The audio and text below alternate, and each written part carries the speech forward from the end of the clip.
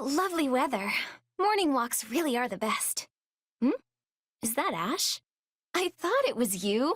What are you doing out and about so early? Morning, Annette. I've been teaching some of the townspeople how to read and write, as well as some basic math skills. We were all so into it we didn't notice the time slipping away, and now... it's suddenly morning. Wow, that's so good of you, Ash. What made you decide to do that? When I went into town earlier, I found a merchant selling medicine at outrageous prices. But people were all snapping it up without even questioning it. Well, I couldn't just stand by and watch it happen. So I called a couple folks over to show them the math. A few more people came over, and then a few more. And before I knew it, I found myself becoming their teacher. That is so you. But seriously, I think it's amazing. If you ever decide to break out the chalk again, I'd love to help. You can handle reading and math and stuff, and I'll teach him magic and history. Really? That would be great. I enjoy studying a lot, but I don't think I'm very good at actually instructing people. Well, they are two completely different things. Speaking of which, didn't Lord Lenato teach you your letters and numbers? Yes, although my father showed me some basic arithmetic as well. Lenato always used to say that study is the path to one's own morality. What does that mean? Well, there's no universal rules for what's right and what's wrong, you know? So you have to find your own morality, something you can believe in and stick to, no matter what. He also said a person needs knowledge and education to make that happen. I suppose knowledge does grant the power to make sound judgments. I mean, I saw everything differently once I started attending the School of Sorcery and the Officers' Academy. Most of the people here lack the means to attend such institutions, but they still contend with danger and lies on a daily basis. I want to give them the tools to see their way clear of that. So, I guess that's why I'm teaching them. I want to meet them as an equal, not as a Knight of Fargus, but as someone who knows exactly what they're going through. That's incredible, Ash. I think I could learn a thing or two from you, too. Hey, Ash, listen to this. What's got you so excited, Annette? Remember Odette, the flower peddler we taught how to read and write?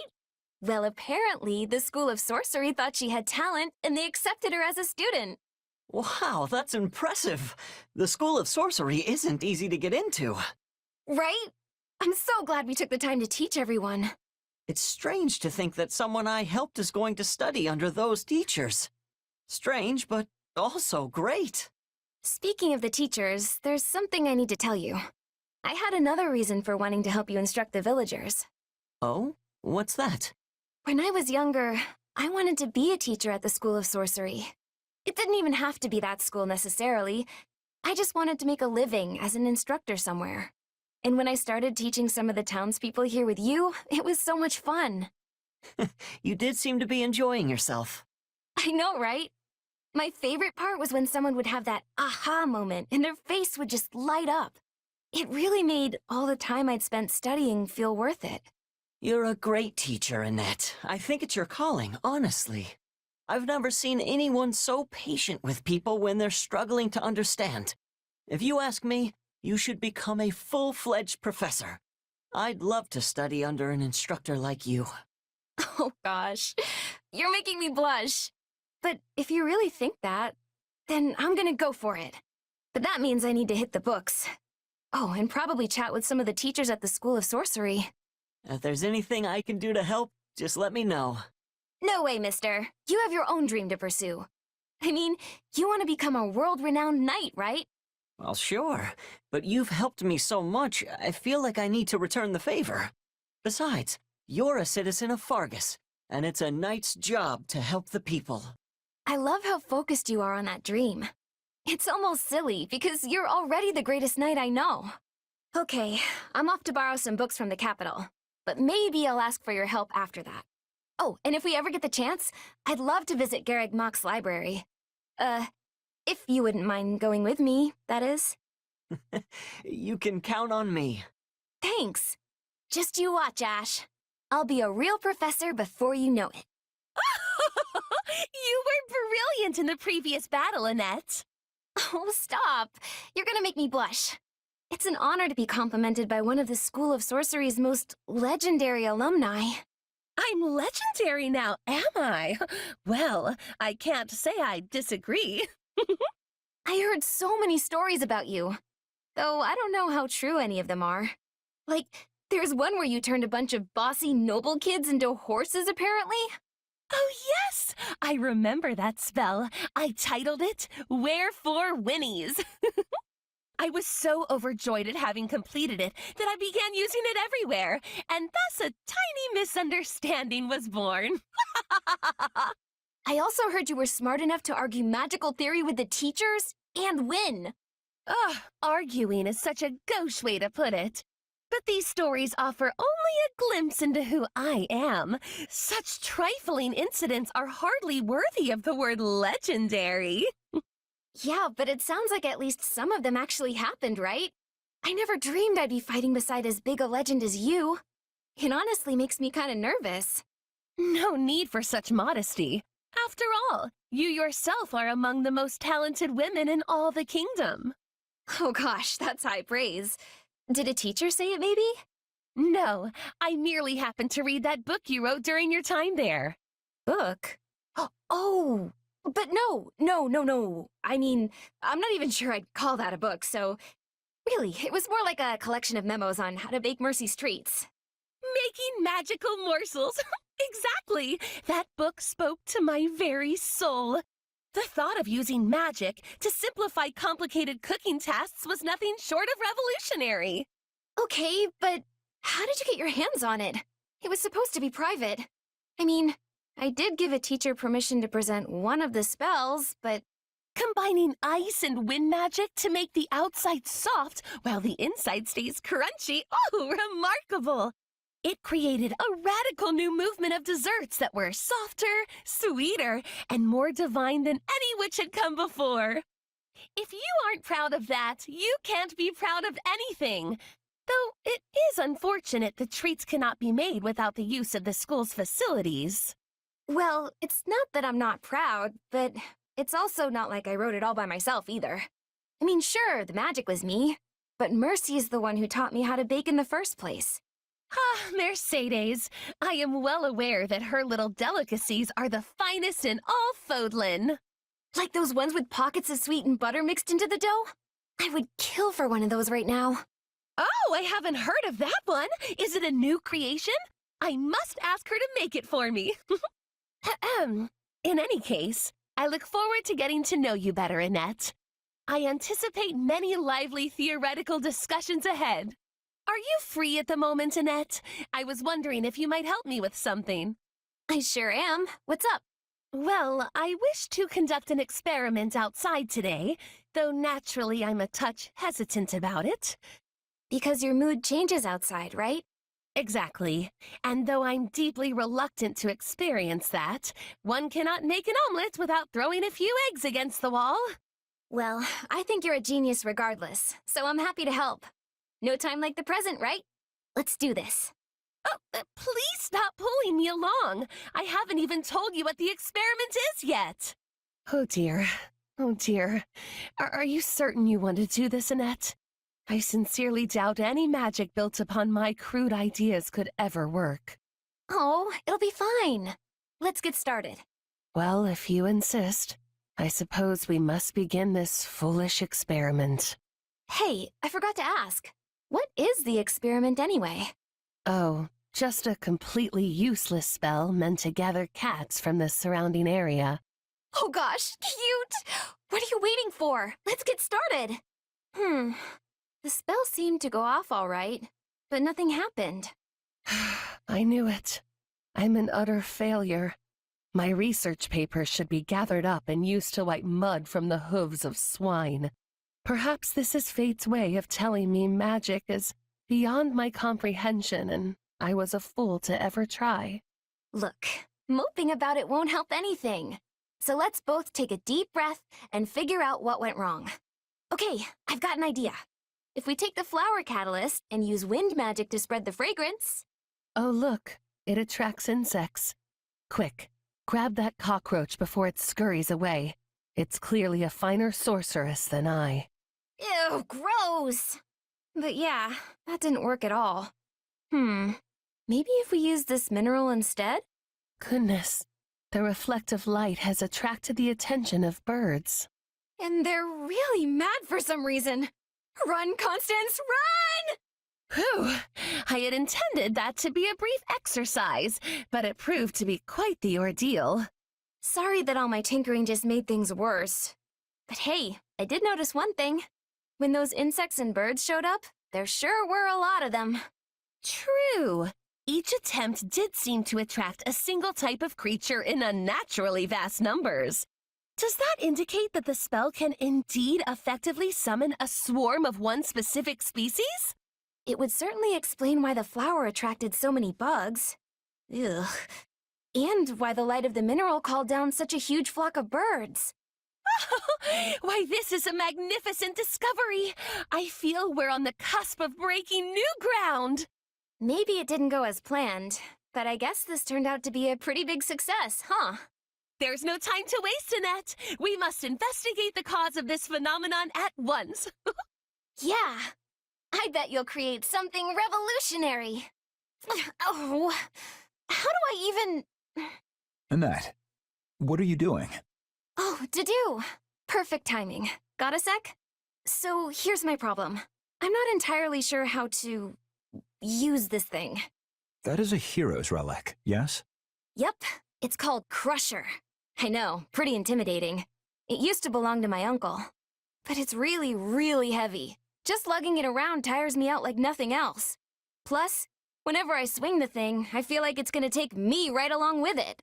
It does look heavy, yes. Even without its power as a relic, no armor could possibly stand against such weight. Sounds like I need to build up some muscle then. That's probably gonna take a while, huh? Too bad I'm not already as big and tall as you. You might not be able to change your stature, but physique isn't everything.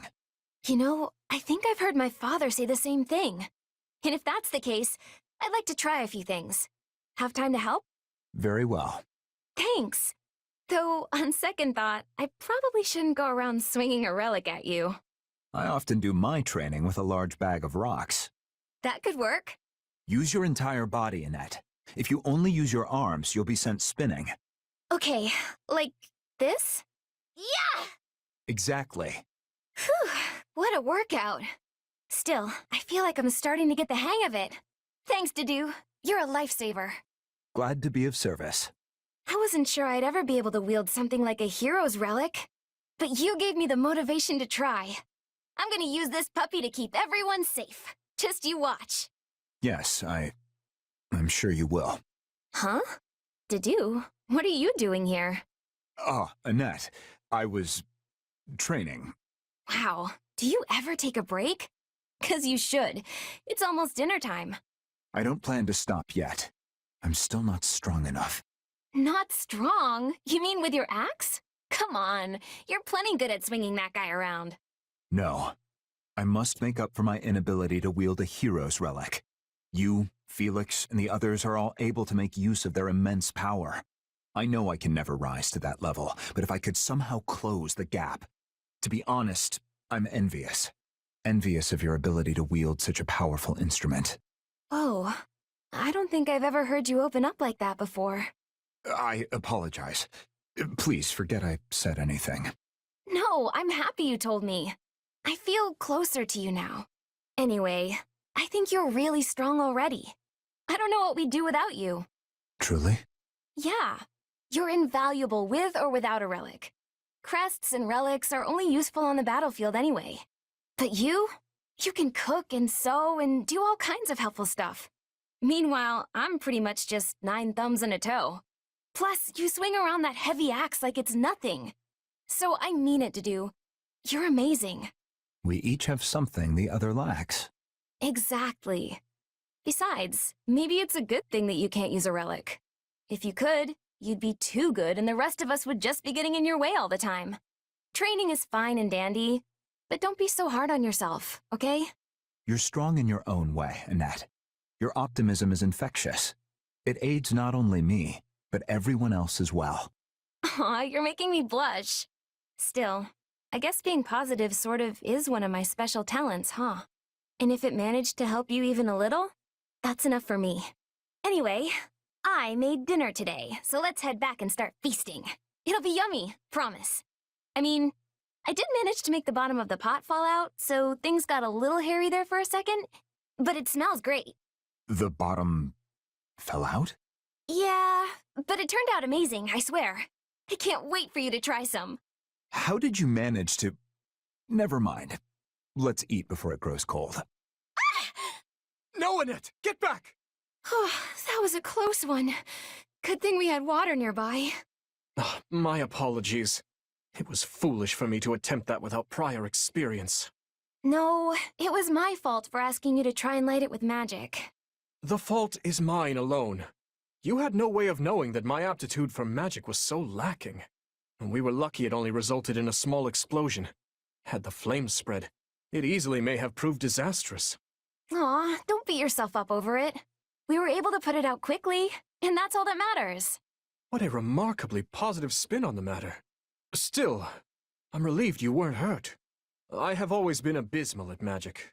My father and grandfather were the same, so perhaps I inherited it from them.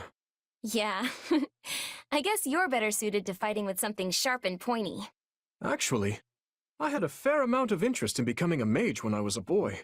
An old friend of mine would give magic demonstrations, and I always found myself terribly jealous of her abilities. Well, you know there's a school of sorcery in the capital, right? You definitely should have enrolled. But I knew they only accepted students who display at least a modicum of talent for the craft. Every time I glimpsed one of those students, I found myself envious of their skill. I had no idea. But hey, if you're interested, how about I teach you a bit? We can start right now. You would do that? Sure. See, I've been helping out at the school ever since I came back to the capital. And after talking with everyone there, I've been thinking it would be fun to, teach somebody. I'd like to help people get better at magic, even if they're really, really, really bad at it. A fine aspiration. If you'll have me, I would be honored to be your first pupil. Though I imagine your skills can be put to use helping many people besides just myself. I know I am not the first person, nor will I be the last, to accidentally conjure up an explosion. Come on, Dimitri. It's not like I'll be that much help. But regardless, I'm confident that becoming a teacher is the path for me. Right then, Your Majesty, let's start by practicing some fire magic. You want me to cast the same spell again? Well, if you think it best. Fire spells are the most basic magic of all. You just let the old power build up, and then boom, let loose. Okay, so start by using your hands to focus your energy. Like this? Don't be so hesitant. We've got plenty of water here, so really lean into it. I wasn't intending to hold back. Perhaps I could charge it up a bit more. Your Majesty, are you all right? I fear we may have a long road ahead of us. Annette, how does that song about the dancing swamp beasties end? It wasn't swamp beasties, it was bears. A song about dancing swamp beasties wouldn't be nearly as cute. It was supposed to be cute? Anyway, I'd never heard a song like that before, and now I can't get it out of my head. Wait, really? Wow, I'm flattered. But it's not like I can make up the rest of it on the spot. Why don't you go see an opera or something? Get a better song stuck up in there. Yeah, I don't know. Guess I've been interested in seeing an opera in the past, but I've never gone. Now that you mention it, I don't know if they even perform opera in Fargus. But the church is in Camulus now, and they have volunteers who put on operas every now and then. I've been helping Dorothea and the others there, and it's really expanded my repertoire of songs. Well then, sing one for me. Just belt out whatever pops into your head. You got it. I'll sing you my favorite. Me, me, me. A shimmering life burns down to ash. Then since I'm all hot and sweaty, I hop in the bath. Soon I get real dizzy, which puts me in a tizzy. But eventually I feel way, way, way, way better. So I decide to hop back in the bath again. Whew. Huh. You take baths when you're already hot? That's some impressive fortitude. I think I underestimated you. Oh. Wait, But then you get back in the bath even though it made you dizzy. You must seriously love bathing. Well, this has been fascinating. I had no idea operas could have such unexpected developments. Operas aren't like that at all. That's just an aria I learned a long time ago, and I don't even really remember the words. It wasn't supposed to be a song about taking a bath. It was supposed to be serious. Wait, really? That's much less interesting. No, you don't... Look, a real opera is much better, all right? I'll take you to one sometime, and you'll see. It'll take your breath away when you hear it. I bet you'll fall head over heels in love. Fine. But let's save it until the war's over. If it's really that good, I want to make sure I give it my full attention. Then we're definitely going to see an opera. It's a promise. Am I actually a good knight? I feel like I'm hindering more than helping most of the time.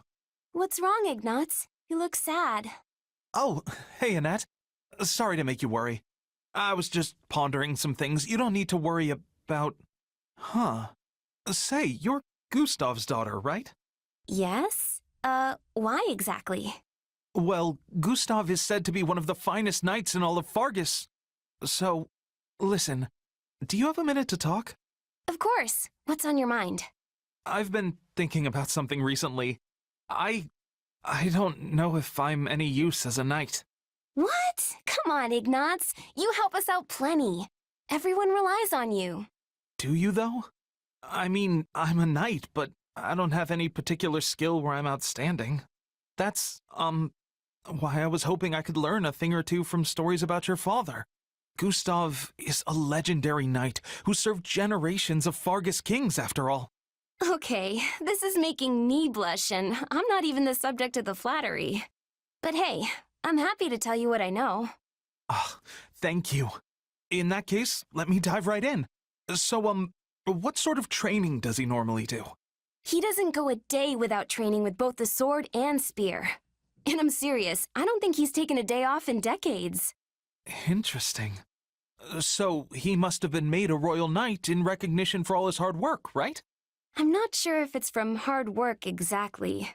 Okay, so this might just be one of my uncle's jokes, but my father started working as a soldier at the royal castle when he was even younger than we are now. And 40 or so years ago, apparently he saw the previous king, who was just a kid at the time, fall off one of the ramparts. So he threw his spear and pinned the young king's clothes to the wall, which saved his life. Anyway, that's apparently what got him promoted. That's, well, it's so specific that I can't entirely dismiss it as a joke. After that, my father changed his training regimen to include spearing falling leaves onto tree trunks. Hundreds of them, every day, I'm told. He does all that just for training? I don't think I could pin one leaf, not to mention hundreds. Sorry, Annette. I think I've set my sights too high. Sorry about earlier, Ignatz. I wasn't much help at all. No, it's fine. You actually did a lot. If anything, your stories of Gustav just helped to confirm what I was thinking. That you're not cut out to be a knight? Is that what you were going to say? Exactly. You're pretty sharp, Annette. Well, since I'm the one that brought on this misunderstanding, I'd better clear it up. What misunderstanding? Look, my father is clearly an incredible knight, and everyone knows it. But if everyone was a knight just like him, we'd still end up losing every war we fought. Don't let looks fool you. He's sloppy when it comes to taking care of himself. Also, he can be stubborn as a mule, and he's a complete worrywart to boot.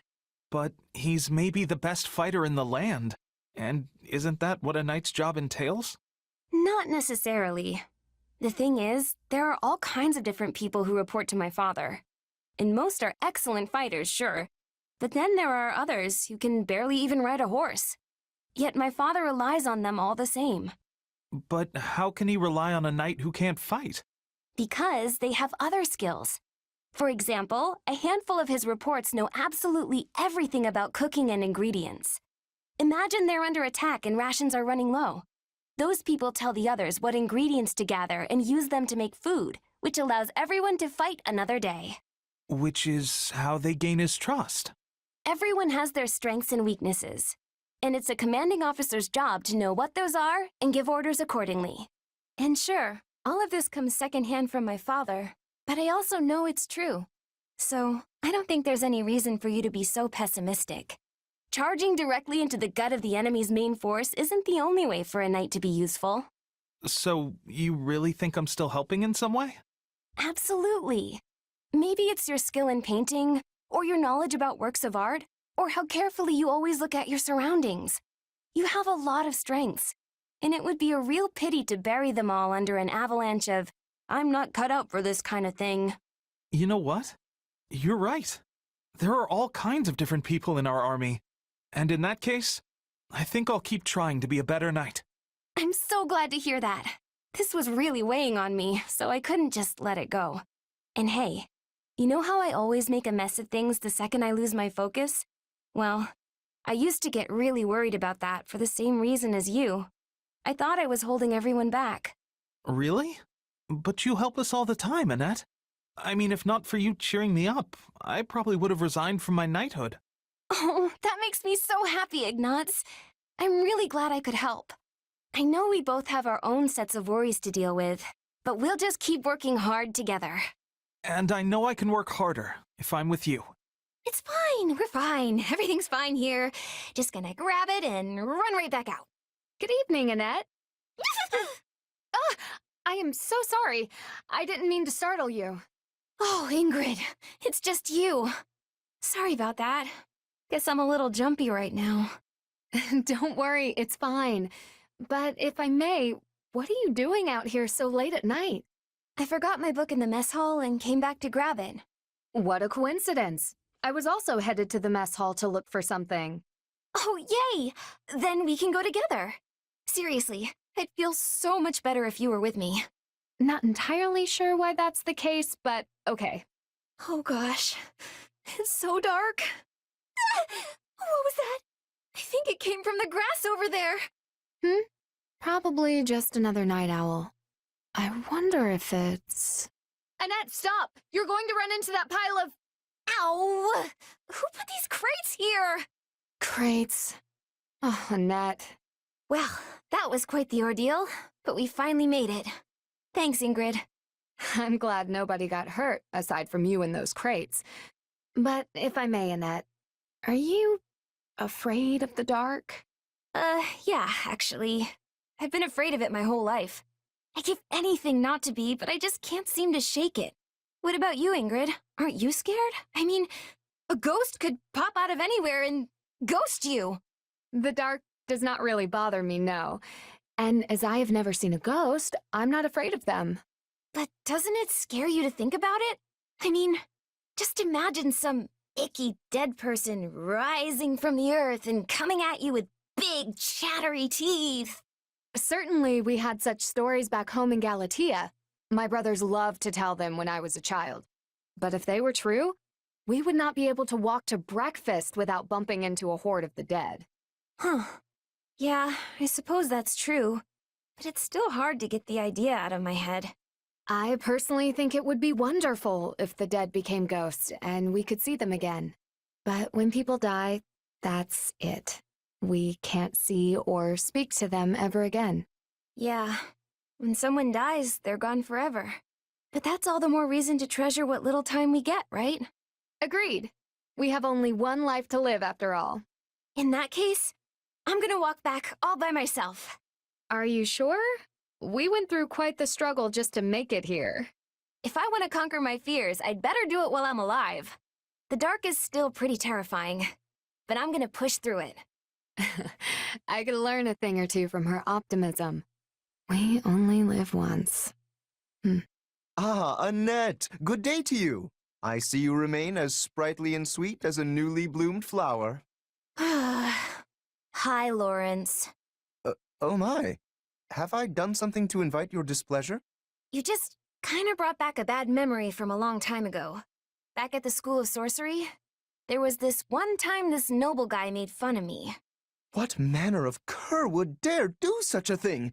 If a noble ever presumes to mock your genius, point me in their direction so I might give them a taste of their own medicine. Well, then pop the cork on that medicine bottle and take a nice big gulp. Hold a moment. Are you implying that I am the one who mocked you? I'm not implying it, I'm saying it. You made fun of me the first time we ever met. You were all like, I say, you there, this is no place for a child. Now run along to your parents before I summon the watch. We simply cannot abide a common scullery maid wandering these hallowed halls. Why, we'd be made a laughingstock. You thought I was some lost kid, and you called me a scullery maid. Yes, I do seem to vaguely recall the incident. Oh, so that scullery maid was you! That is, you were in fact no maid at all, but the noble niece of Baron Dominic. You have my sincerest apologies for the error. Pray forgive my impertinent tongue. Oh, it's fine. I mean, it would be silly to keep hanging on to a grudge like that, right? If we'd had but another chance to properly converse back then, I'm certain the matter would have been cleared up with some ease. But sadly, that day was both our first and last opportunity to meet. Now that you mention it, I don't remember seeing you around after that. Yes, because my father swiftly summoned me back to Alliance territory. After the king's death, the kingdom had become too unstable for me to remain there any longer. Oh, right. That was right around the tragedy of Dusker. My father worried that relations between the kingdom and Alliance might become strained. As such, I was forced to leave school mere days after my arrival. Huh. Kind of funny how we keep ending up together like this. Yes, it seems fate strives to keep us together, whether at the School of Sorcery, the Academy, or here. And I, for one, look forward to seeing what the future holds. Me too. But if you ever call me a kid or a maid again, no amount of summoning the watch is gonna save you. I swear on my life, those words shall never cross my lips again. And by way of apology for my odious blunder, I hereby swear to come to your aid if ever you require it. Just say the word, and I, Lawrence Hellman Gloucester, will hurry to your side.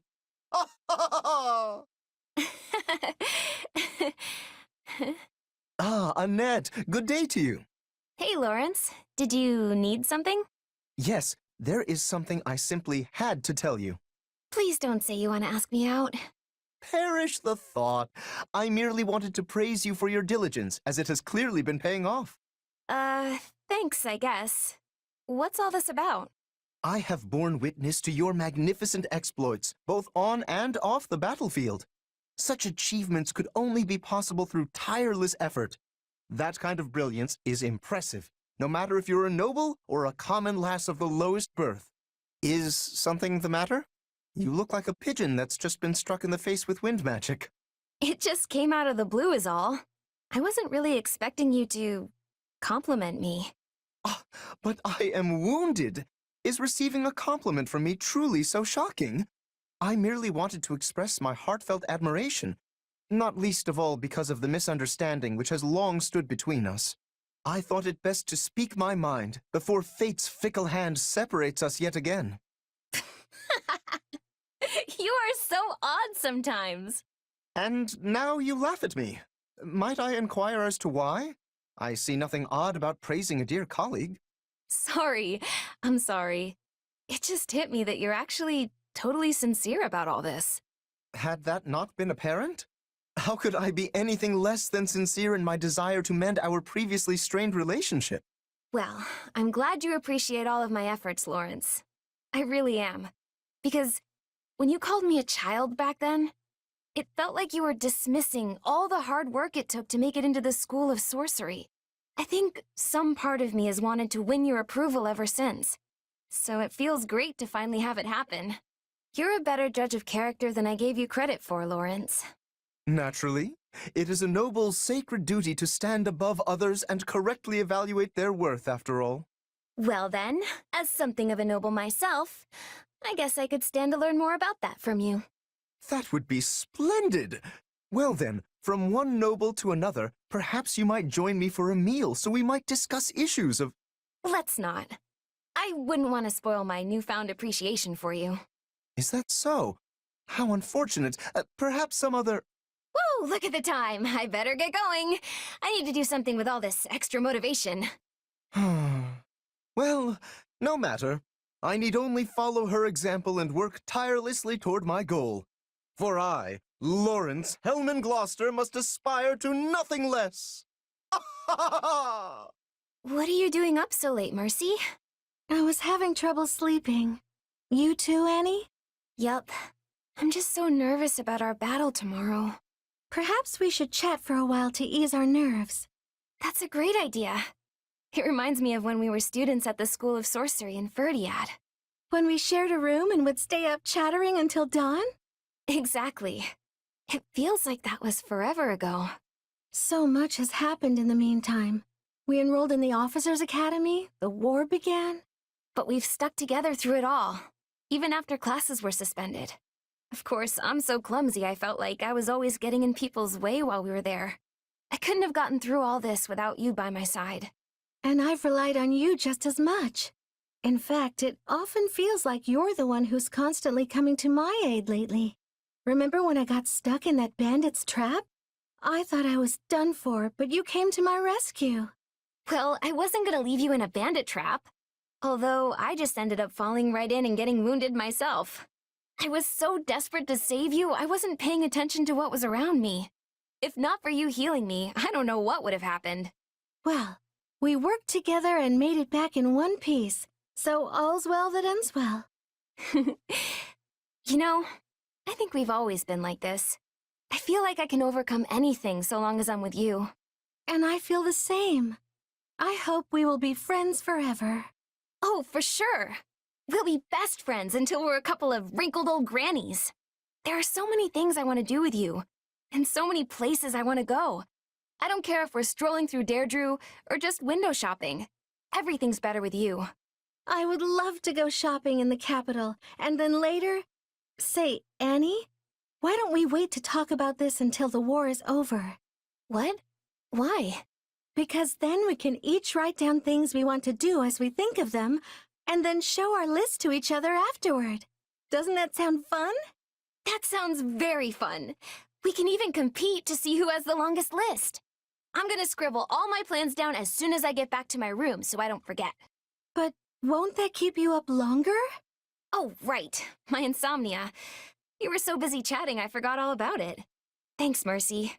I feel a lot better now. My sentiments exactly. Good night, Annie. I'll see you tomorrow. From the slimy depths of the swamp they rise, great beasties of every shape and size. They dance in a ring and... No, that's not right. Their slime they fling and... Huh? Who's there? Oh, sorry. I didn't mean to interrupt. Are you getting in a little choir practice there? Oh, it's you, Sylvain. Were you listening that whole time? Pretty much. I must say, that song's super creative. You're the only person I know who could think up something like that. I feel like you were about to use another word there.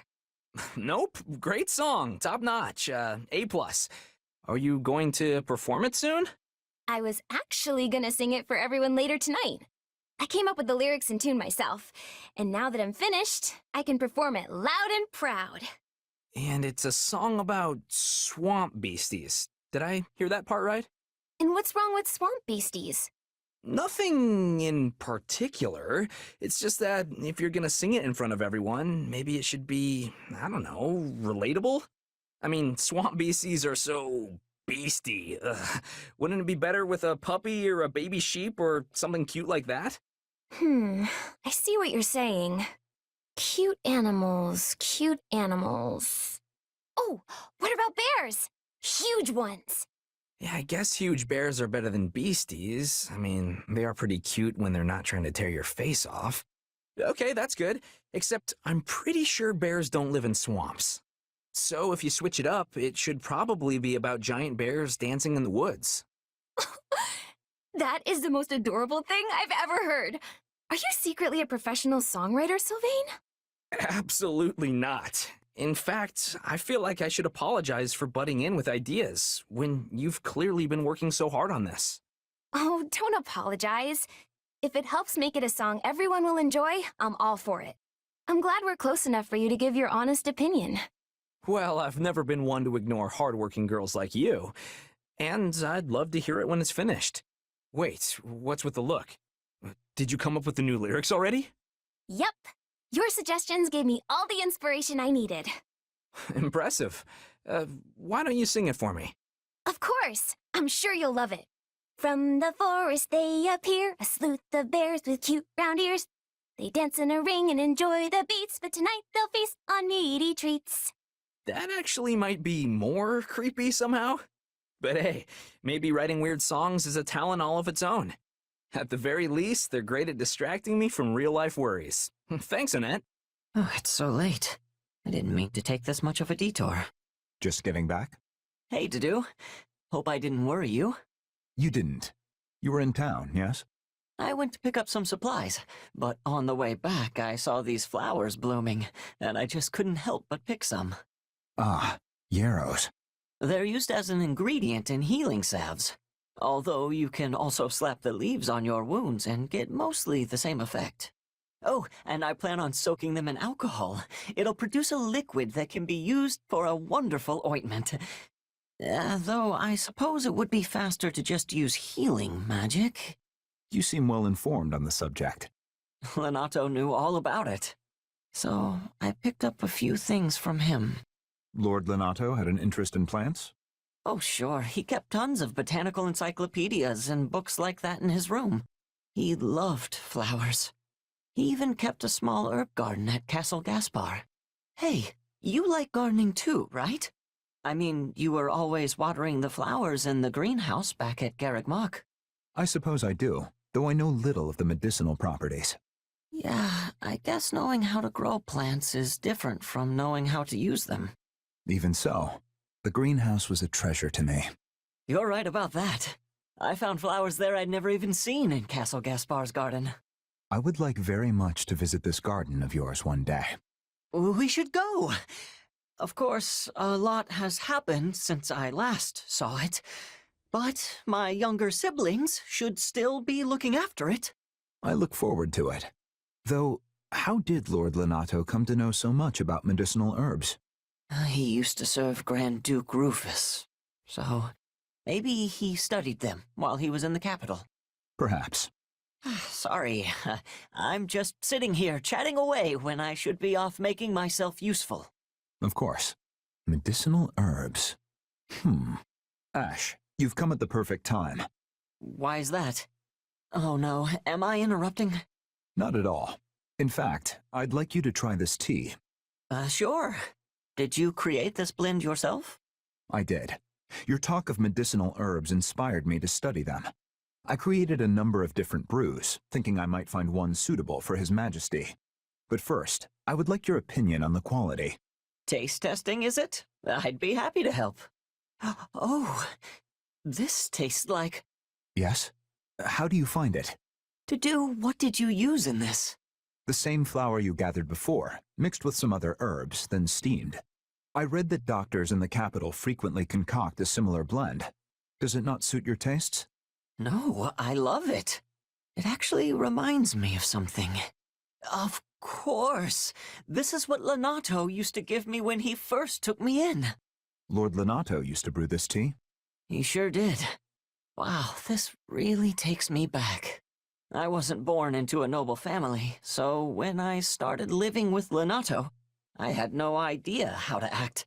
I was nervous as anything at first, but I'd always calm right down the moment I drank his tea. I did read that this tea is useful for calming nerves. Perhaps he was trying to make you feel at home. That sounds like him. I was pretty young at the time, so I never knew what kind of tea it was. But this definitely has the same flavor. Strange to think I've been in the capital for 2 years now and never came upon it again until today. I wonder if Lenato ever served this tea to Grand Duke Rufus. He never said? No, I guess the two of them had a falling out a long time ago. He never really talked about his time in the capital. But I think he started studying herbs as a way to help the Grand Duke. Just like you're studying them to aid His Majesty. It's possible. Anyway, thank you, Dedu. That really hit the spot. Hey, would you teach me how to brew it sometime? I'd love to let everyone else try it. Yes, of course. Time certainly does fly, Ash. Why, it's already been 1.5 years since you became a knight. Still, it must be difficult working in such unfamiliar lands. Are you doing well? Yeah, I'm great. Everyone in the capital has been really nice, honestly. If anything, I guess I'm still just unsure if I have what it takes to be a knight. Do not give in to doubt. Remember, most knights currently in the service of House Blathid only entered the castle after I became king. You have fought with me for much longer, and so in that sense, you have the advantage. Sure, but I'm not nobility. I don't even have a crest. So I want to repay you for appointing me, even if it costs me my life. I see. Tell me, Ash, what exactly does knighthood mean to you? Huh? I'd say knights are loyal to the king, and willing to give their lives to protect the crown and their people. That's right. Right? That is indeed what many claim a knight should be, but reality is rarely so rosy. Put bluntly, it is the job of a knight to dispense death. The code of chivalry emphasizes loyalty, yes, but this is only to ensure knights remain under the complete control of their lords. Well, I mean, I guess that's true. I have no quarrel with your dedicating yourself to such a code, but there is no need to stake your life upon it. But... My closest friend was a knight who served the royal family. He was near to my own age, and I admired him greatly. But one day, I watched him die. He stood his ground and fought bravely, but his life was snuffed out in the blink of an eye all the same. You're talking about Felix's brother, right? I remember Lord Rodrigue mentioning him. His dying screams echo in my mind to this day. My point, Ash, is that there may come a time when you must decide between your loyalty and your life. And though I know this to be a selfish request, when that day comes, I want you to choose life. Even if it means turning my bow against you? Especially then.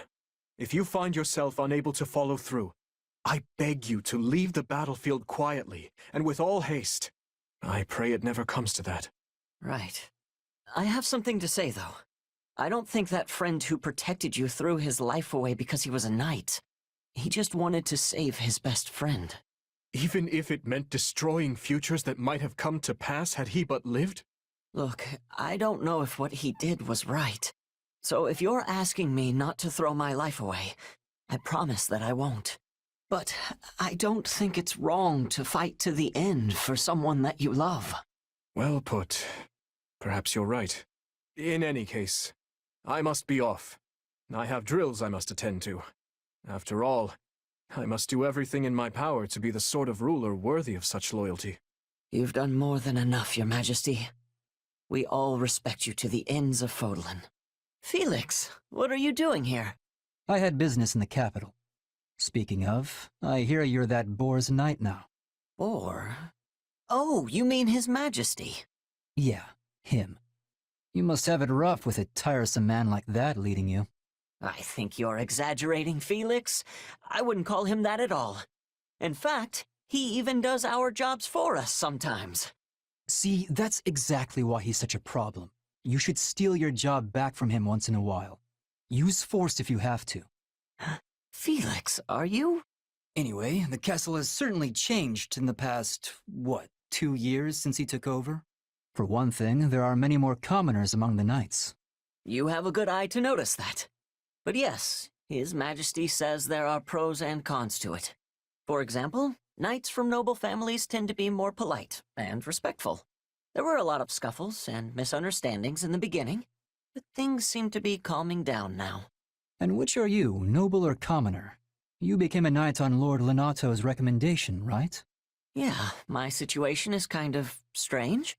I'm almost stuck right in the middle.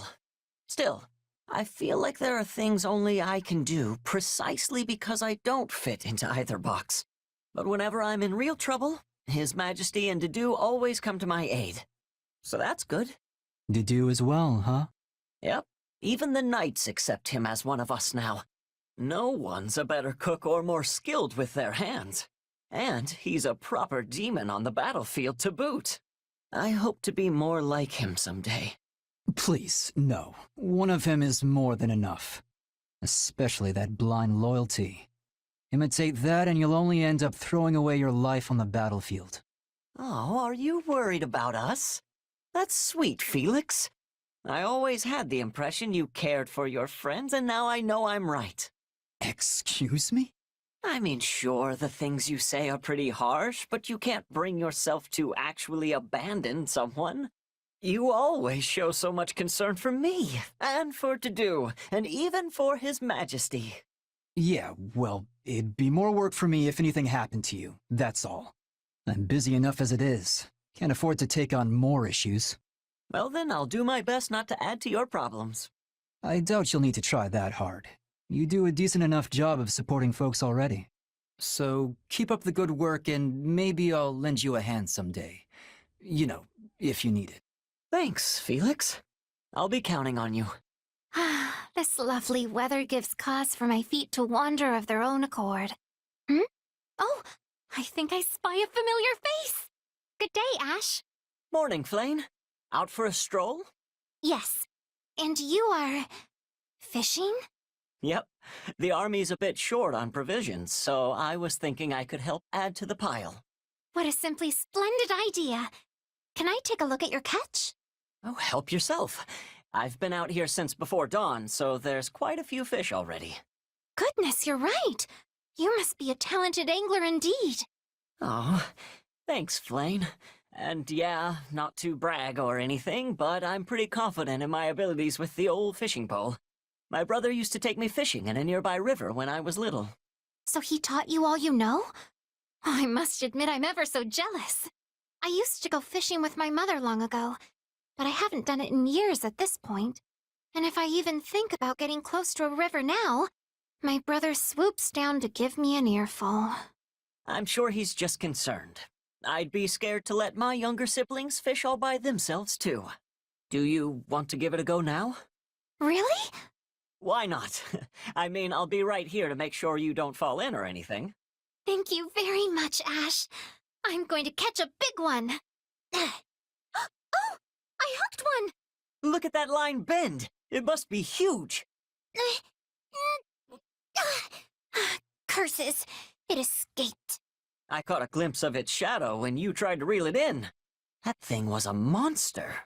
I'm surprised to learn this river is home to a fish as large as that. Same. I've been coming here for a long time and never once seen one that big. It is decided then. The next time I find that fish, I will capture it. Will you join me again when that time comes? My brother will be more amenable if you agree to be there watching over me. Seteth amenable? Yeah, that'll be the day. But sure, I'd be glad to tag along. Oh, this one is really pulling the line. It must be our monster. Time to put what you practiced into action. Yes, I am no longer the clumsy novice you slipped away from before, foul fish. It's not working. What do I do? Don't give up. Play your line out a little and let the fish tire itself out. Like this? Yeah, that's good. Now wait. Wait. Now! Pull as hard as you can! Flane, look out! We did it, Ash! Oh, I can scarce believe I managed to capture the beast. Yeah, that was close. I thought the fish was going to catch you there for a second. Yes, I might have gotten a bit carried away there. Had you not grabbed my arm when you did, I might be swimming in the river myself. I'm glad I could help. Seriously glad. And hey, I'm amazed you managed to hang on to the pole through all that. I told myself I would not let go, no matter what. Hold on there, Flane. You have to let go sometimes. None of this is worth putting yourself in danger over. I think I'm starting to see why Seteth doesn't let you go fishing. Still, you never would have caught that fish without that fierce determination of yours. Mother taught me to always see tasks through to the very end. But even she never fished up anything so large as this. And though she is no longer around, I would like to think she would be very proud of me. So that's why you're so interested in fishing. Well, I think this was great, and I'm sure your mother would be proud. Goodness, you do know how to compliment a lady. Still, I promise to surrender my pole if I ever find myself in this kind of situation again. Well then, why don't we haul this thing back?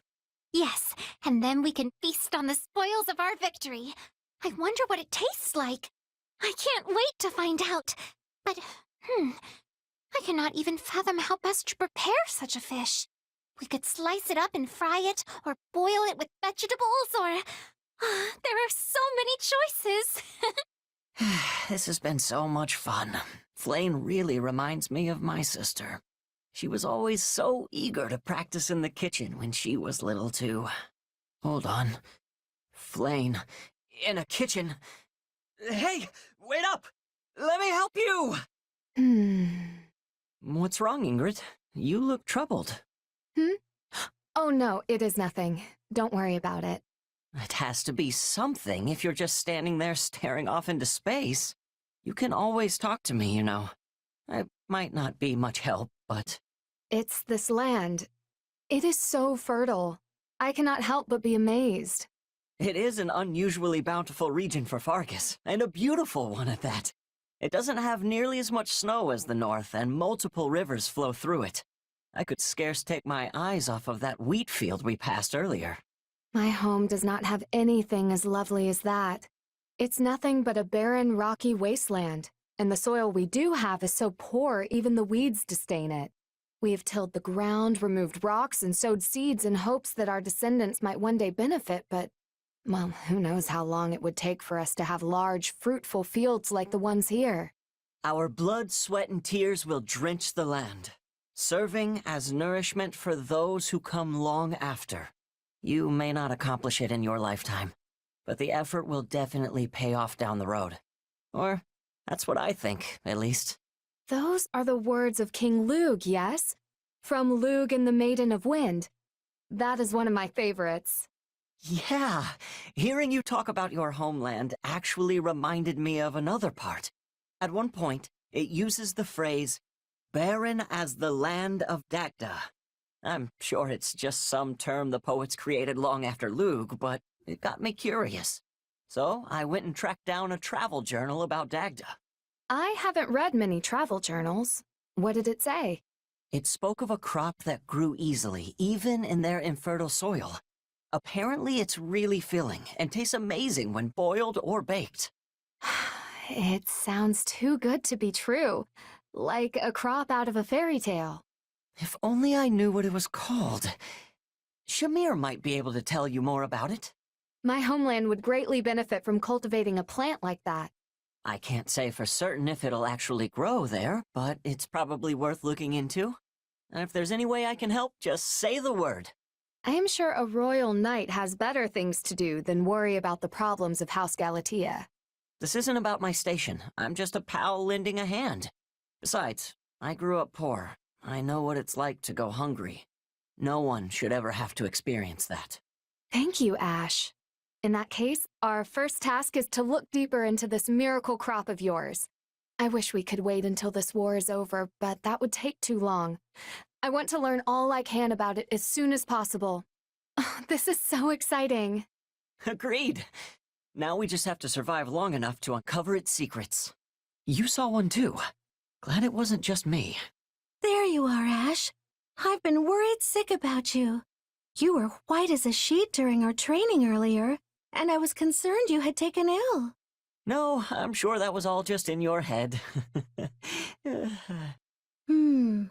That's not your usual carefree smile.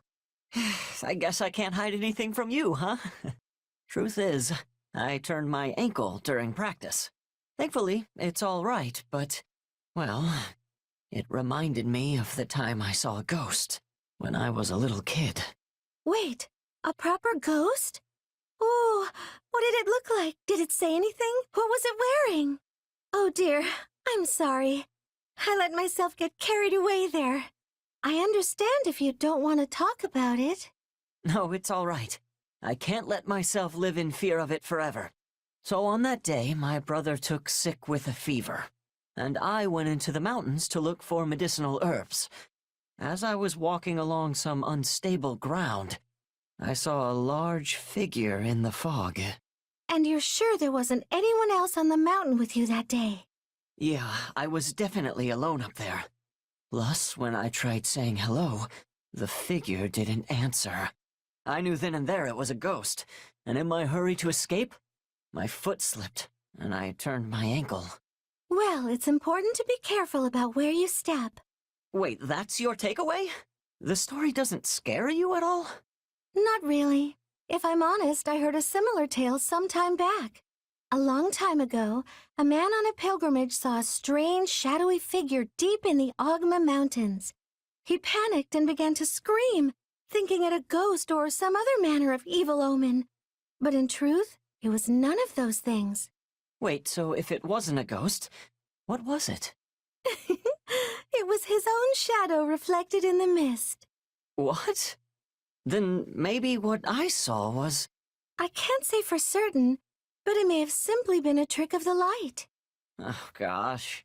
I feel silly for being afraid of my own shadow for so many years.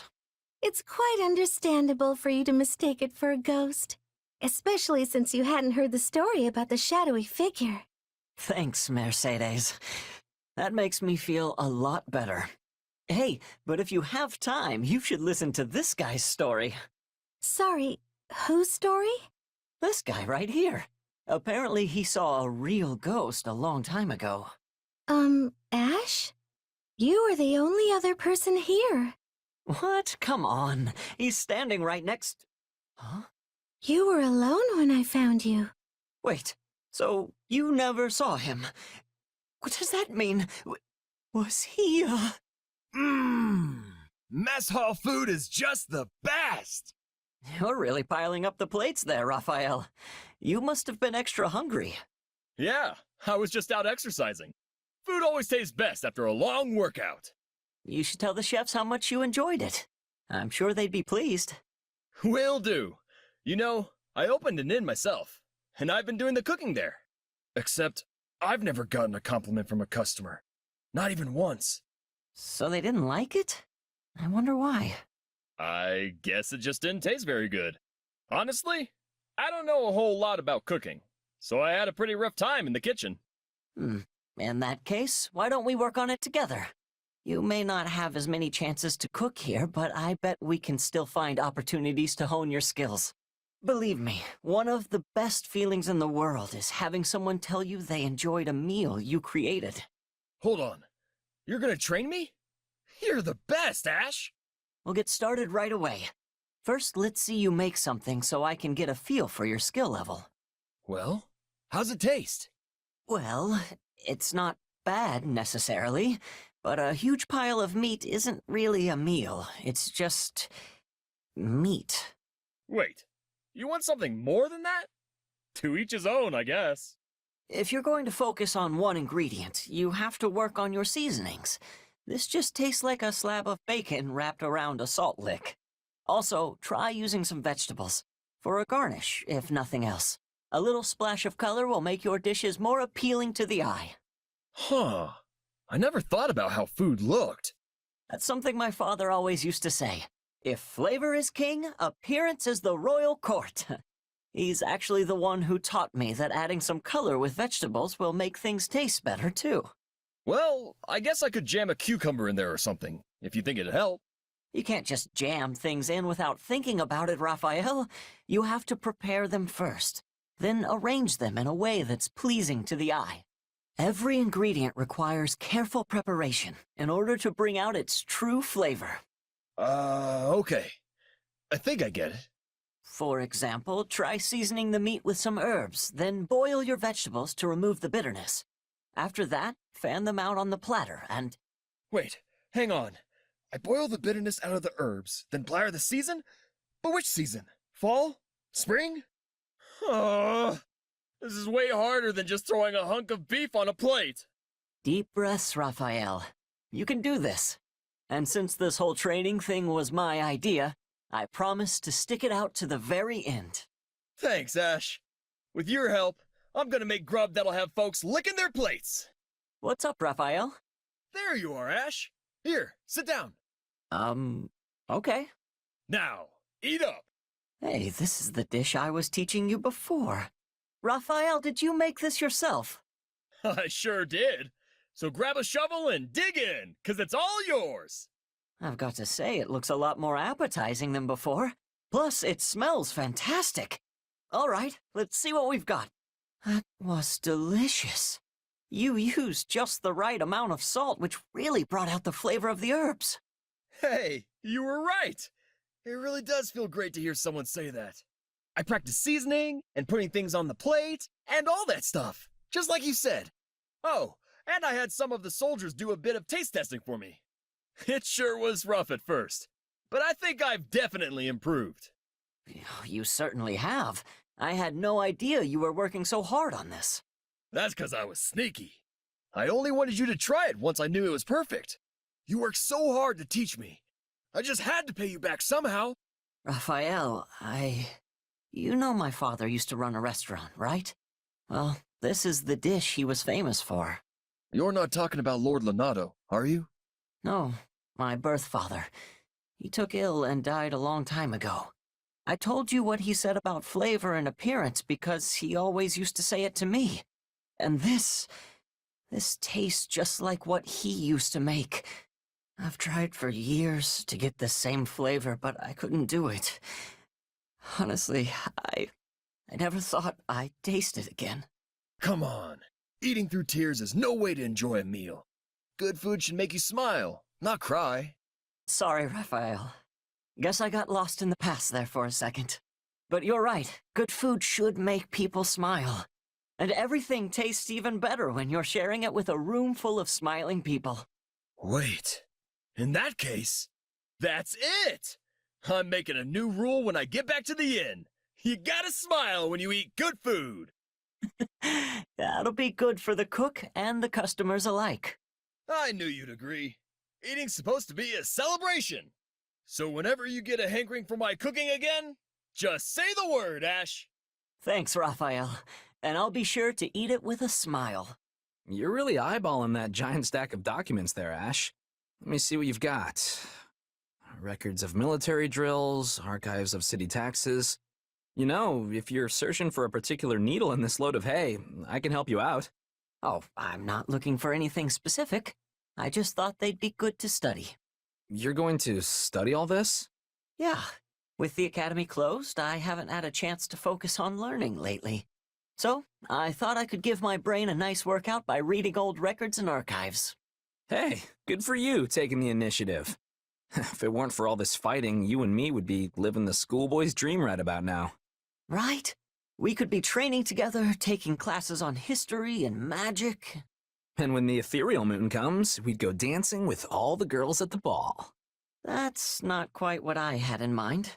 So, are those records actually helping you? Yeah. The ones on old military drills are especially interesting. It's fun just looking at them. Just looking, huh? You might want to read a little deeper there. I mean, take this one, for example. It talks about how the 3 northern houses held a joint exercise in 1166. And apparently they did so in the middle of a raging blizzard. It was so bad that some of their soldiers died, but they went ahead and did it anyway. Any idea why? Drills in the snow in 1166. Oh! Were they trying to prepare for a confrontation with Shrang? Nailed it. They were training for the northern conquest they carried out a few years later. In other words, they'd already decided to try and take the north by 1166. So, if you look at the other drills during that time, you might be able to piece together what the late king was thinking. Interesting. You know, another document did mention an exercise conducted in Guinevere. Because they'd already predicted that Srang forces would cross the mountains, which meant battling in harsh desert terrain. And that's why they were forbidden from using horses during that drill. It's amazing how you really start to see the bigger picture when you dig into details like that. And that's why keeping records is so important. Anyway, I've probably bothered you long enough. No, wait, teach me more. I mean, if you have time. If you really want to learn, you're better off asking an actual professor type. I'm just, Sylvain. No, you're a great teacher, and I can always ask them things when we're in the capital, but they won't be around when we're on the march. I just want to learn more so I don't embarrass the other knights. Please? No, not the puppy dog eyes. Oh, fine, I'll help. But don't expect too much. So, by stationing themselves in the bog, they were able to slow the advance of the enemy horses. Exactly. But Lug's army was prepared in other ways too. They dug pitfalls, set up anti-cavalry palisades, and more. Laying all that groundwork is what led them to victory. It's strange how the stories of King Lug don't go into much detail about him. But once you dig a bit, you realize he was a really talented tactician. I feel like I see him in a whole new light now. Say, do you think we could use this strategy in an upcoming battle? I know we can't do the exact same thing, but in that geography book you recommended to me before...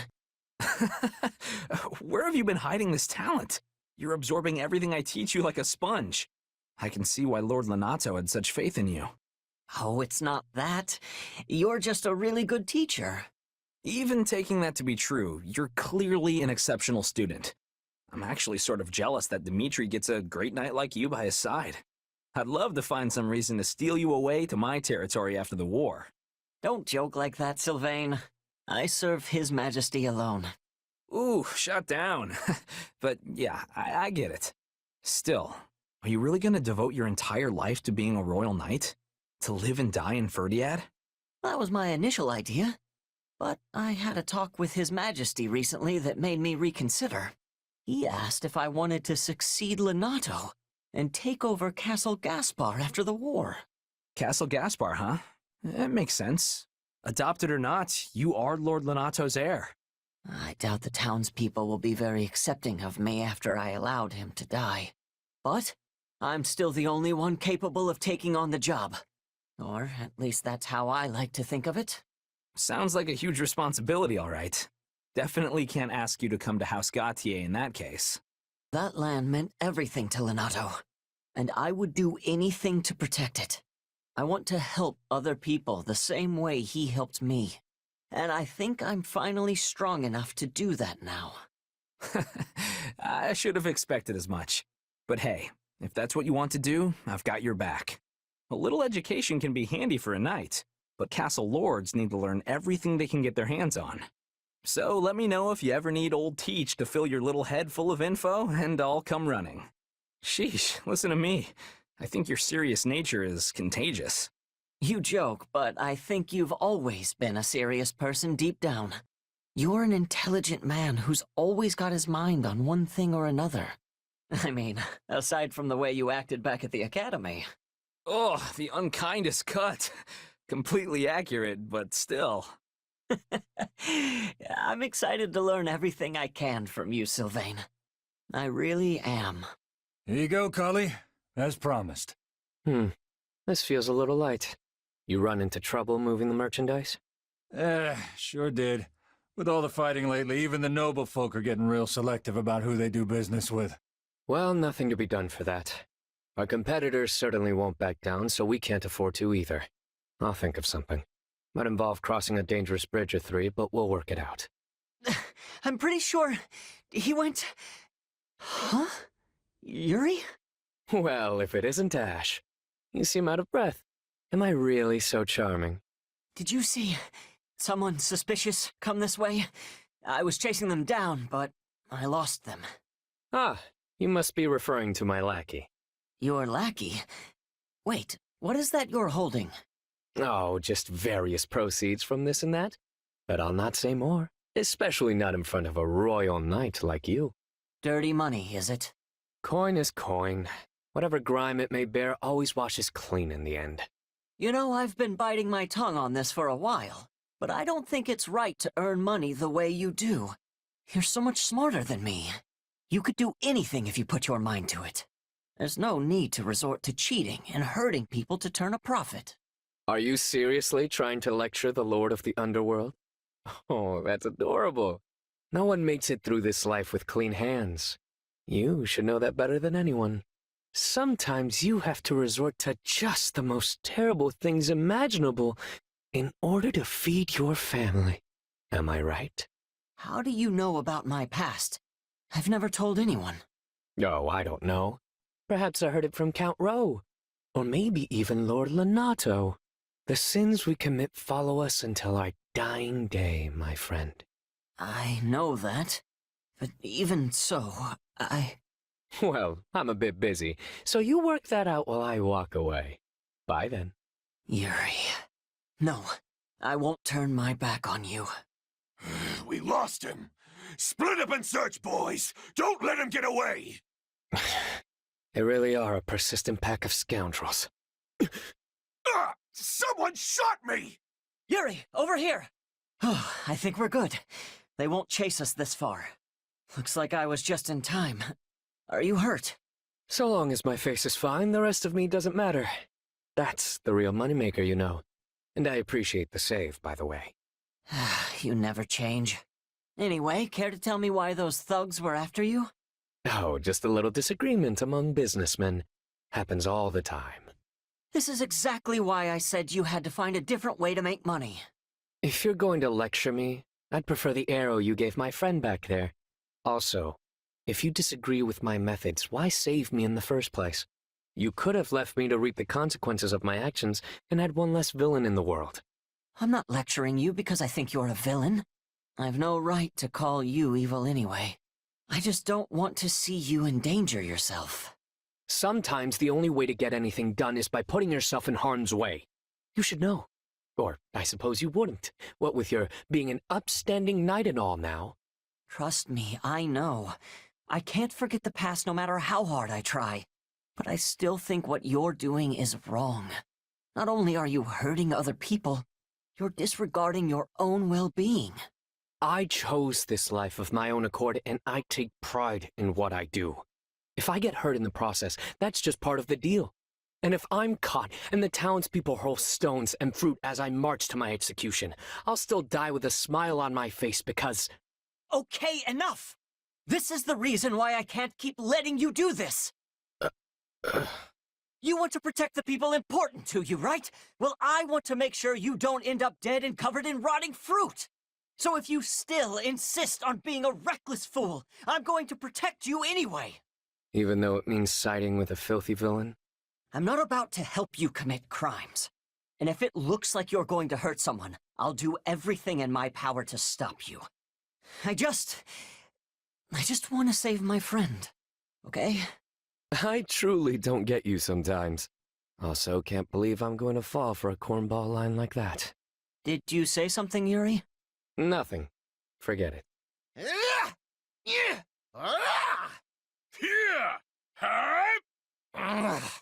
I still can't win! Hey, coming to a draw with the almighty king of grappling's not a bad result. After all, you've got a disadvantage. What with our size difference and all. Okay, but don't you have the disadvantage of our age difference? Hey, I'm not that old. And I'm not that short. I've actually grown a lot in these last 2 years. Give me a little time and I'll be towering over you. Not sure you've got a growth spurt left in you at your age. And I'm a pretty big guy. What did you say? Oh, you want another piece? Let's go! Didn't win. Again. Another draw. You don't know when to quit. We're not getting anywhere fighting with our fists. Yeah, you're right. I'm pretty much at my limit. So, what's next? Better make it something where we can compete on equal footing. Naturally. Well, beyond fists, there's money, there's ladies. How are you going to compete with money? All you do is complain about not having any. And ladies? That doesn't even make sense. I mean, unless you want us to dress up in ladies' clothes and compete to see who looks better. You're really not understanding this, are you? Stop, you're annoying. Also, this break gave me time to get my energy back. So put 'em up! It's back to fists! Better hope your body can pay the bill your mouth keeps running up. Yeah! Yeah! An opening! Huh? Claw! Ugh. You got me good, friend. I concede. Yes! I won! You didn't fight like yourself today, and I mean that in a good way. You fended off everything I had, then saw an opening at the last second and really showed me what's what. You turned my own height advantage against me. I never saw it coming. Yeah, it was quite the ending, all right. That said, it wasn't my idea to fight like that. Linhard mentioned it was the only way for me to beat someone with your height. Still, even if it wasn't your idea, you're the guy who put it into action. So no need to be humble. Puff that chest out for Linhart's sake. I'll do just that. But now I found myself with a new goal to worry about. This victory came from me getting outside advice. Next time, I want to win it all by myself. Hey, it's okay to have ambitions and junk, but look, if you ask me, I think there's more value in winning with someone than in smashing skulls alone. Wait, you do? Yep. When it comes to a fist, the more people behind the punch, the stronger it gets. Me, for example, I've got Holst backing me up. That guy's helped me tons of times in my life. You're old childhood friends, right? Sure are. We're two peas in a rotten pod. Although right now each pea is off in a different place. But I know we'll see each other again somewhere down the road. Not a doubt in my mind. In that case, I guess Linhart is my Holst. We're the same, you and me. Warriors who fight with childhood buds backing up their fists. Except that our friends aren't the tiniest bit alike in terms of personality or military skill. Nothing wrong with that. It's natural for folks in different positions to have different ways of life. All you and I can do now is live life with everything we've got.